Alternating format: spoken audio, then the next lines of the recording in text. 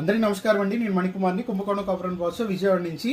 శ్రావణ మాసంలో ఇప్పుడు మీకు గజలక్ష్మి కలెక్షన్ అయితే చూపిస్తున్నాను మన నిత్య పూజకి. సో ప్రత్యేకంగా ఇంతకుముందు కంచు దీపం అయితే చూపించాను కదా, సో అదే మాదిరిగా మీకు ఇప్పుడు గజలక్ష్మి అనమాట.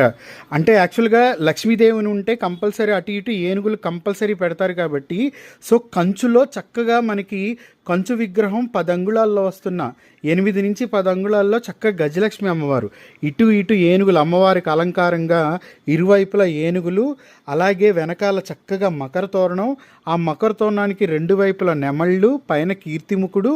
ఇక్కడ అమ్మవారు చూస్తే చక్కగా వరద అభయహస్తాలతో 2 చేతులతో కమలాలు పట్టుకుని సుఖాసనంలో కూర్చున్నట్టు ఉంటారనమాట. చాలా చాలా బాగుంటుంది. అలాగే ఇటువైపు ఏనుగులు అనేవి చాలా చాలా స్పెషల్ అట్రాక్షన్.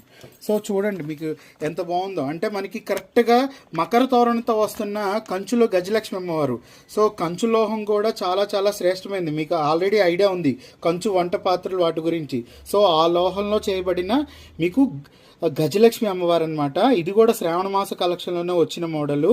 అలాగే మీకు వచ్చేటప్పటికి ఫ్రంట్ సైడ్ ఎంత వర్క్ ఉందో బ్యాక్ సైడ్ కూడా అంతే సాలిడ్ వర్క్ కూడా చాలా బాగుంటుంది.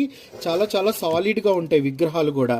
సో ఇవన్నీ కూడా మీకు చాలా సూపర్ ఫైన్ ప్రీమియం క్వాలిటీతో వస్తున్న ఒరిజినల్ పీసెస్ అనమాట. సో ఇదొక కలెక్షన్.